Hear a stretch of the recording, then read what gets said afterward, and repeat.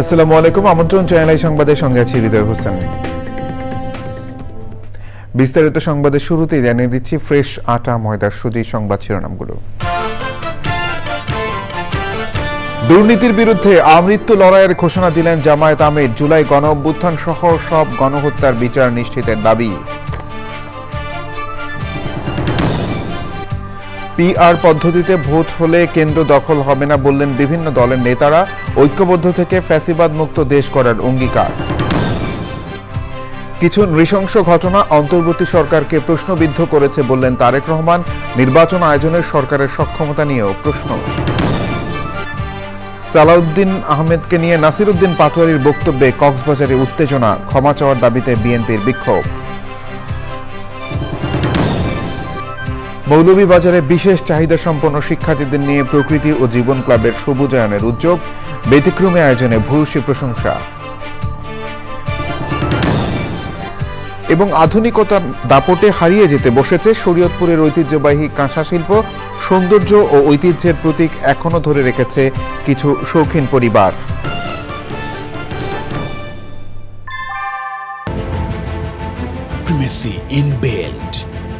German technology, Bangladesh's first thermix rod, Salam Steel Thermax. সংবাদ শিরোনামগুলো জানাচ্ছিলাম। এখনকার সংবাদ আয়োজন একই সঙ্গে চ্যানেল আই ইউটিউব চ্যানেল এবং চ্যানেল আইয়ের ওটিটি প্ল্যাটফর্ম আই স্ক্রিনে লাইভ স্ট্রিম হচ্ছে। দুর্নীতির বিরুদ্ধে আরেকবার লড়াইয়ের ঘোষণা দিয়ে বাংলাদেশ জামায়াত ইসলামের আমির ডাক্তার শফিকুর রহমান বলেছেন, দুর্নীতির বিরুদ্ধে আমৃত্যু লড়াই চলবে। আগামীতে জামায়াত সংসদে গেলে কোনো ব্যক্তিগত সুবিধা গ্রহণ করবে না বলেও ঘোষণা দেন তিনি।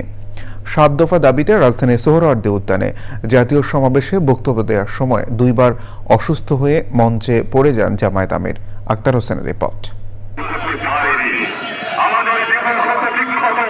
বিচার সংস্কার ও পিআর পদ্ধতিতে নির্বাচন সহ 7 দফা দাবিতে রাজধানীর ঐতিহাসিক সোহরাওয়ার্দী উদ্যানে বাংলাদেশ জামায়াত ইসলামীর সমাবেশ।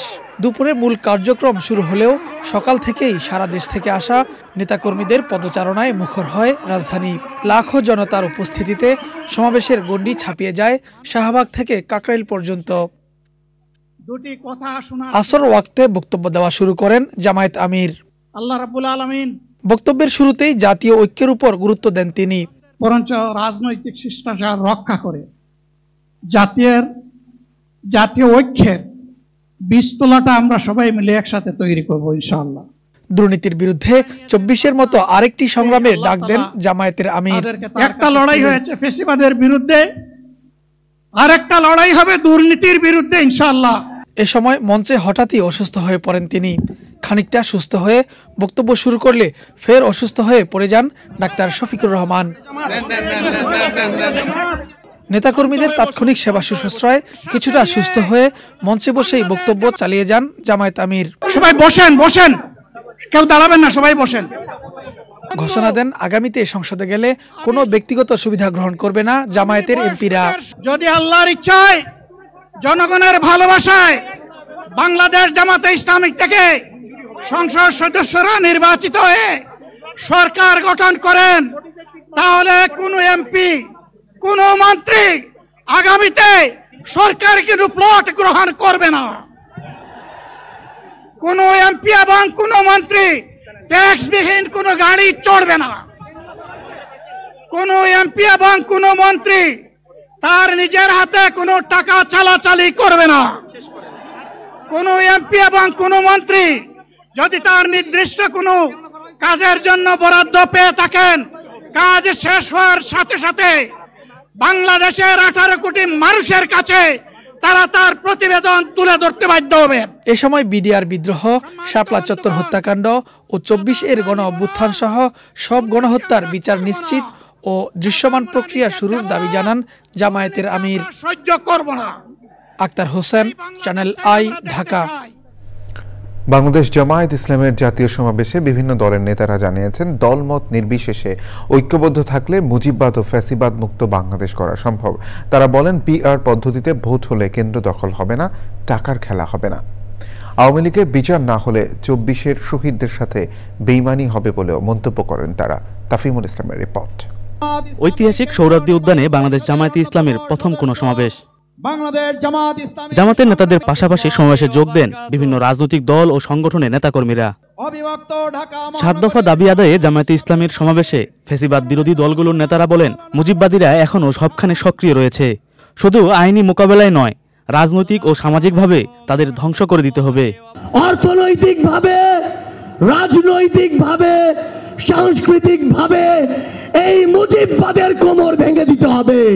সরকার যদি জুলাইয়ের ঘোষণা এবং জুলাই সনদ দিতে ব্যর্থ হয়, আমরা জুলাইয়ের অংশীদাররাই ঐক্যমতের ভিত্তিতে এই সৌরাজ্য উদ্যানে আমরা ঘোষণা করব। পিআর পদ্ধতিতে নির্বাচন হলে উচ্চকক্ষ চাই না, এই বক্তব্য যারা দেয় তারা জাতির সঙ্গে প্রতারণা করে। পিআর হইল সমস্ত ফেসিবাদ, ভোট চুরি, ভোট ডাকাতি বন্ধের একমাত্র পথ হলো এই পিআর পদ্ধতির নির্বাচন। তারা বলেন, জুলাই বিপ্লবের পক্ষের শক্তিদের মধ্যে বিভেদ সৃষ্টি করে ফেসিবাদের দোসররা মাথা উঁচু করে দাঁড়ানোর চেষ্টা করছে। এছাড়া নির্বাচনের আগে লেভেল প্লেইং ফিল্ড নিশ্চিত করার কথা বলেন ফেসিবাদ বিরোধী দলগুলোর নেতারা। আজকের এই জনসমুদ্র প্রমাণ করে 17-18 বছর ধরে জামাত ইসলামী তথা ইসলামী শক্তির উপরে যে অত্যাচার, জুলুম, নিপীড়ন হয়েছে, তার বিরুদ্ধে এই জনসমুদ্র হচ্ছে গণবিস্ফোরণের সৃষ্টি করেছে। আগামী নির্বাচনে ইসলামী জনতার একটি ব্যালট বাক্স চাই। 1954 সালে যেদিন আওয়ামী লীগ গঠন হয়েছে, সেই দিনই তারা হিন্দু সম্প্রদায়ের প্রতিনিধিত্ব অস্বীকার করে প্রতিনিধিত্বকে ধ্বংস করার জন্য উদ্দেশ্য নিয়েই তারা আওয়ামী লীগ গঠন হয়েছে। বাংলাদেশ জামায়াতে ইসলামী সহ বেশিরভাগ রাজনৈতিক দলের নেতারা বলেন, সংস্কার সবার জন্যই কল্যাণকর। আগামী জাতীয় সংসদ নির্বাচনের আগে এই সমাবেশ নেতাকর্মীদের ভিতরে বেশ উচ্ছ্বসিত তৈরি করেছে। তারা বলছেন, নির্বাচনের জন্য এই সমাবেশ বেশ কার্যকারী হবে। একই সাথে আগামী নির্বাচনে যে শক্তিশালী প্রতিদ্বন্দ্বিতা গড়ে তুলবে জামায়াতে ইসলামী, তার একটি বার্তাও এই সমাবেশ। সোহরাওয়ার্দী উদ্যান থেকে তাফহিমুল ইসলাম, চ্যানেল আই। বিএনপির ভারপ্রাপ্ত চেয়ারম্যান তারেক রহমান বলেছেন, সাম্প্রতিক সময়ে কিছু নৃশংস ঘটনা অন্তর্বর্তী সরকারের সক্ষমতাকে প্রশ্নবিদ্ধ করেছে। সরকারের কোনো একটি অংশের সহায়তায় কেউ এমন ঘটনা ঘটাচ্ছে কিনা এমন প্রশ্ন তোলেন তিনি। রাজধানীতে এক আলোচনায় ভার্চুয়ালি যুক্ত হয়ে সরকারের পক্ষে নির্বাচন আয়োজন সম্ভব কিনা সেই প্রশ্নও তুলেছেন তারেক রহমান। রাহুল রয়ের রিপোর্ট। জুলাই আগস্ট গণ অভ্যুত্থানে শহীদদের স্মরণে জুলাইয়ের প্রথম দিন বিশেষ আলোচনার মাধ্যমে মাসব্যাপী কর্মসূচি শুরু করে বিএনপি। এরপর থেকে প্রতিদিনই থাকছে নানা আয়োজন। শনিবার রাজধানীতে ছিল বেসরকারি বিশ্ববিদ্যালয়ের শিক্ষার্থীদের অবদান ও শহীদদের স্মরণে আলোচনা সভা।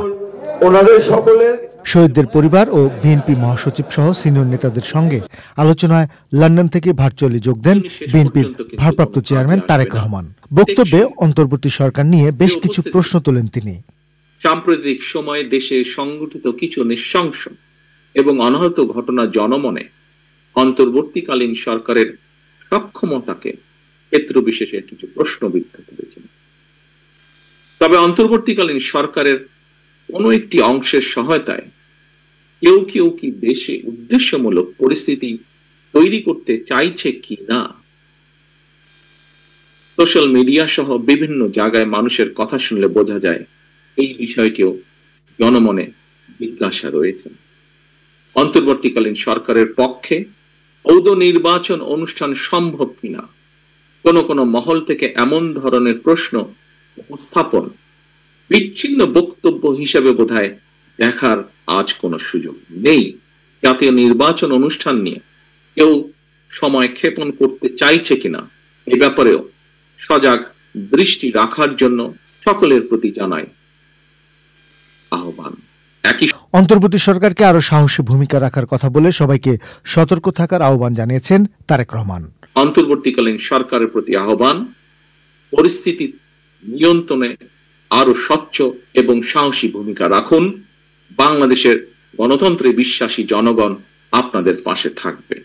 কোনো আবেগ তাড়িত কিংবা ভুল সিদ্ধান্তের কারণে রাষ্ট্র রাজনীতিতে ভবিষ্যতে আর যাতে কোনো চরমপন্থা কিংবা ফ্যাসিবাদ পুনর্বাসিত হওয়ার সুযোগ না পায় সে ব্যাপারে আপনাদেরকে তথা সমগ্র দেশবাসীকে সতর্ক এবং দায়িত্বশীল ভূমিকা পালন করতে হবে। শিক্ষার্থীদের উদ্দেশ্যে বিএনপির ভারপ্রাপ্ত চেয়ারম্যান তারেক রহমান বলেছেন, শহীদদের কাঙ্ক্ষিত বাংলাদেশ গড়ে তুলতে নিজেকে যোগ্য গড়ে তুলতে হবে। রাহুল রায়, চ্যানেল আই, ঢাকা। কক্সবাজারে জাতীয় নাগরিক পার্টি এনসিপি পদযাত্রার সভামঞ্চে দলের প্রধান নাহিদ ইসলাম বলেছেন, সংস্কার প্রস্তাবে ঐক্যবদ্ধ হলে জুলাই সনদ বাস্তবায়িত হবে। সে সময় বিএনপি নেতা সালাউদ্দিন আহমেদকে নিয়ে এনসিপির মুখ্য সমন্বয়ক নাসিরউদ্দিন পাটোয়ারির দেওয়া বক্তব্য ঘিরে কক্সবাজারের চকরিয়া ও ঈদগাঁওয়ে এনসিপির পথসভার মঞ্চ ভাঙচুর করা হয়। তার বক্তব্য প্রত্যাহার ও ক্ষমা চাওয়ার দাবি জানিয়ে বিক্ষোভ করেছে বিএনপি এবং অঙ্গ ও সহযোগী সংগঠনের নেতারা। প্রকৃতি অমূল্য সম্পদ। সুন্দর ও নির্মল পরিবেশের সঙ্গে মানুষের সুস্থতা জড়িত। সেই চেতনা বোধটাও এখন অনেকটাই ম্রিয়মান। তাই তো প্রকৃতির সঙ্গে ভবিষ্যৎ প্রজন্মের সেতুবন্ধন করতে সবুজে সাজাই বাংলাদেশ স্লোগানে মৌলভীবাজারের বিশেষ চাহিদা সম্পন্ন শিক্ষার্থীদের নিয়ে প্রকৃতি ও জীবন ক্লাবের ব্যতিক্রমী সবুজায়নের উদ্যোগ।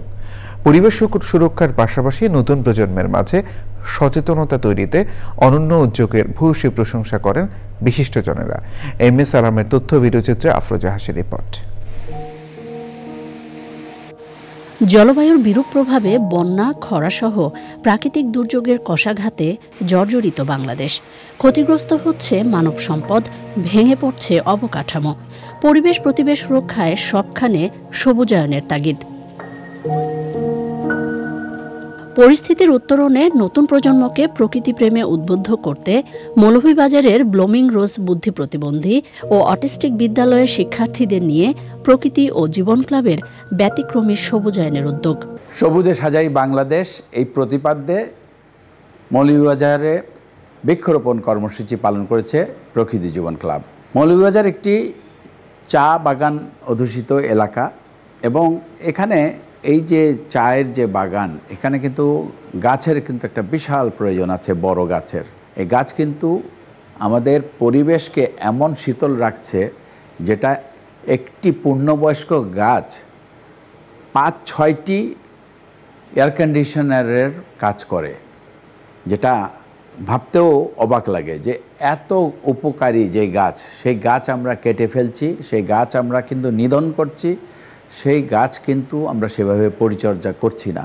সুতরাং আসুন আমরা সবাই হাতে হাত মিলিয়ে বাংলাদেশটাকে সবুজে ছেয়ে ফেলি। ফলদ, বনজ ও ঔষধি সহ বিভিন্ন প্রজাতির গাছের চারা পেয়ে আনন্দ উল্লাসে মেতে ওঠে শিশুরা। গাছ নিয়ে বাড়িতে লাগাবো, গাছ বড় হলে ফল খাবো, বড় হলে বিশেষ চাহিদা সম্পন্ন শিশুদের আনন্দ মুহূর্ত ছুঁয়ে যায় সবার হৃদয়। আমাদের পিছিয়ে পড়া বাচ্চাদেরকে নিয়ে ব্লুমিং রোজের বুদ্ধি প্রতিবন্ধী অটিস্টিক বিদ্যালয়ে বৃক্ষরোপণ কর্মসূচি করায় আমাদের বাচ্চারা খুব উচ্ছ্বাসিত এবং আনন্দিত। প্রথম যে আমাদের একটা গাছ পুরস্কার দেওয়া হয়েছে, এই আয়োজনটা আগে কখনো হয়নি।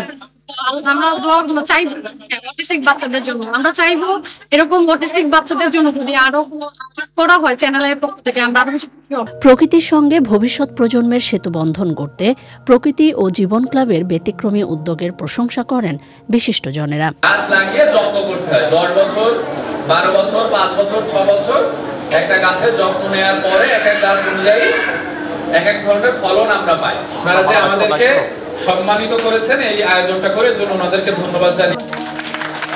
পরিবেশবিদরা বলছেন, ধ্বংসের দ্বারপ্রান্তে থাকা প্রকৃতি ও পরিবেশ রক্ষায় নতুন প্রজন্মকে সম্পৃক্ত করতে পারলে ভালো থাকবে প্রকৃতি, ভালো থাকবে বাংলাদেশ। আফরোজা হাসি, প্রকৃতি ও জীবন ডেস্ক, চ্যানেল আই। ঐতিহ্যবাহী কাঁসা পিতলের শিল্প আজ হারিয়ে যাওয়ার পথে। আধুনিক বিকল্পের দাপটে টিকে থাকা কঠিন হয়ে পড়েছে হাজার বছরের পুরনো এই শিল্পের। এখনও যারা এই শিল্পের সঙ্গে যুক্ত আছেন তারা আছেন নানা সংকটে। যথাযথ সহায়তা ও উদ্যোগ না এলে হয়তো মুছে যাবে গুরুত্বপূর্ণ এক সাংস্কৃতিক পরিচয়। বিস্তারিত জানাচ্ছেন শাইখ সিরাজ। বাঙালি সংস্কৃতির প্রাচীন এক নিদর্শন কাঁসা পিতলের শিল্প। কোনো এক সময় এই শিল্পের টুংটাং শব্দে মুখর ছিল দেশের বিভিন্ন অঞ্চল। শরীয়তপুর জেলার পালং, বাঘিরা, বিলাসখান, দাসার্তা এই এলাকাগুলোয় 2 শতাধিক কারখানায় 5 শতাধিক পরিবার জীবিকা নির্বাহ করত এই পেশায়। কিন্তু এখন হাতে গোনা কয়েকটি পরিবার কোনো মতে টিকিয়ে রেখেছে এই ঐতিহ্য। যে হিন্দুরা ছিল এর এই ছিল বাড়ির ভিতরে প্রায় 500, কলকাতায় গেছে। এখন কি অবস্থা আপনার? এখন তো খালি বিরক্তর দাদাই গেছে, বাপে করছে, বড় ভাইরা করছে, আমরা করি না। আমাকে কারিগর কাজ করতো 8 জন 10 জন, এখন 2-1 জনে কোনো রকম কাজ করি, মালপত্রই চলে না। এই শিল্পে পরিশ্রম প্রচুর, মজুরি কম, কাঁচামাল দুষ্প্রাপ্য। তার উপর নতুন প্রজন্মের আগ্রহ নেই বললেই চলে। তবুও কিছু শৌখিন পরিবার এখনো ধরে রেখেছেন এই শিল্পের সৌন্দর্য আর ঐতিহ্য। প্রত্যেকেরই আলাদা আলাদা বিভিন্ন প্রকারের 10টা জগ আছে, মানে এক একটা এক এক রকমের।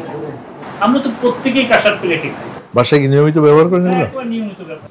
সরকারি সহযোগিতা, প্রশিক্ষণ, সহজ শর্তে ঋণ, কাঁচামাল সরবরাহ এবং বাজার সম্প্রসারণ, এই পদক্ষেপগুলো না নিলে হয়তো একদিন সত্যি হারিয়ে যাবে কাঁসা শিল্প। কাঁচামালের যে দামটা যদি একটু কম হতো তাহলে হয়তো মানুষের নিয়ন্ত্রণের ভিতরে থাকতো। এক যুগে হয়তো মনে হয় তামা কাঁসা পিতল বাংলাদেশে থাকবোই না। কাঁসা আর পিতলের সঙ্গে জড়িয়ে আছে আমাদের আদি সংস্কৃতি। আন্তর্জাতিক বাজারে আছে এর সম্ভাবনাও। পৃথিবীর বিভিন্ন দেশ তাদের ঐতিহ্য ধরে রাখার জন্য প্রাণপণ চেষ্টা চালিয়েছে। আমাদের এই দেশে, এই উপমহাদেশে হাজারো ঐতিহ্য আছে, কিন্তু দিনের পর দিন এই ঐতিহ্যগত শিল্পগুলো বিলুপ্তির পথে চলছে। কাঁসা শিল্প তাদের অথচ এই শিল্প দিয়ে আমরা যেমন আমাদের ঐতিহ্যকে ধরে রাখতে পারতাম, বিশ্ব বাজারে একটা বাণিজ্যিক রূপ দিতে পারতাম, সেটা হয়ে ওঠে। শরীয়তপুরের দাসা থেকে সাইছে চ্যানেল। এ নিয়ে বিস্তারিত প্রতিবেদন দেখুন আজ এই সংবাদের পর হৃদয়ে মাটিয়া মানুষ অনুষ্ঠানে। সংবাদের এই পর্যায়ে বিরতি নিচ্ছি, আর বিরতির পর জানিয়ে ফিরছি। বিরতির পর আবারও আমন্ত্রণ চ্যানেল আই সংবাদে। আমিন জুয়েলার্স আন্তর্জাতিক সংবাদ।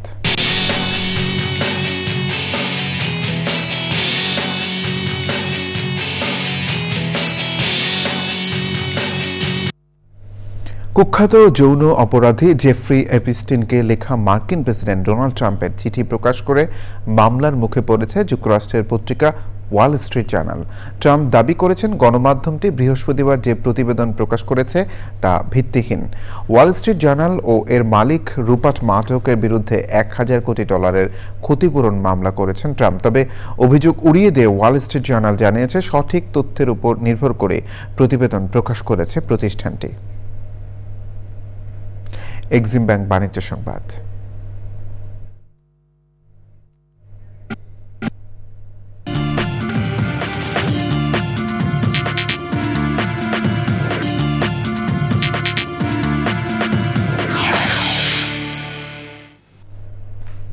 বাংলাদেশ ব্যাংকের তথ্য অনুযায়ী 1 থেকে 16 জুলাই পর্যন্ত বাংলাদেশে 142 কোটি 10 লাখ মার্কিন ডলারের প্রবাসী আয় এসেছে। চলতি মাসের প্রথম 16 দিনে প্রবাসী আয় আসা বেড়েছে 7.70%। দেশে প্রবাসী আয়ের প্রবাহ ও রপ্তানি বাড়ায় এবং তার বিপরীতে আমদানি কম থাকায় ডলারের চাহিদা কমেছে। এই পরিস্থিতিতে ডলারের দাম ধরে রাখতে নিলামের মাধ্যমে বাণিজ্যিক ব্যাংক থেকে ডলার কিনেছে বাংলাদেশ ব্যাংক। প্রিয় দর্শক, সংবাদে আবারও বিরতি নিচ্ছি, আর বিরতির পর জানিয়ে ফিরছি খেলার খবর। দুর্নীতির বিরুদ্ধে আমৃত্যু লড়াইয়ের ঘোষণা দিলেন জামায়াত আমির। জুলাই গণঅভ্যুত্থান সহ সব গণহত্যার বিচার নিশ্চিতের দাবি। পিআর পদ্ধতিতে ভোট হলে কেন্দ্র দখল হবে না বললেন বিভিন্ন দলের নেতারা। ঐক্যবদ্ধ থেকে ফ্যাসিবাদ মুক্ত দেশ করার অঙ্গীকার। কিছু নৃশংস ঘটনা অন্তর্বর্তী সরকারকে প্রশ্নবিদ্ধ করেছে বললেন তারেক রহমান। নির্বাচন আয়োজনের সরকারের সক্ষমতা নিয়েও প্রশ্ন। সালাউদ্দিন আহমেদকে নিয়ে নাসির উদ্দিন পাটোয়ারির বক্তব্যে কক্সবাজারে উত্তেজনা। ক্ষমা চাওয়ার দাবিতে বিএনপির বিক্ষোভ। মৌলভীবাজারে বিশেষ চাহিদা সম্পন্ন শিক্ষার্থীদের নিয়ে প্রকৃতি ও জীবন ক্লাবের সবুজায়নের উদ্যোগ। ব্যতিক্রমী আয়োজনে ভূয়সী প্রশংসা। এবং আধুনিকতার দাপটে হারিয়ে যেতে বসেছে শরীয়তপুরের ঐতিহ্যবাহী কাঁসা শিল্প। সৌন্দর্য ও ঐতিহ্যের প্রতীক এখনো ধরে রেখেছে কিছু শৌখিন পরিবার। এই ছিল সংবাদ আয়োজন। ধন্যবাদ সবাইকে।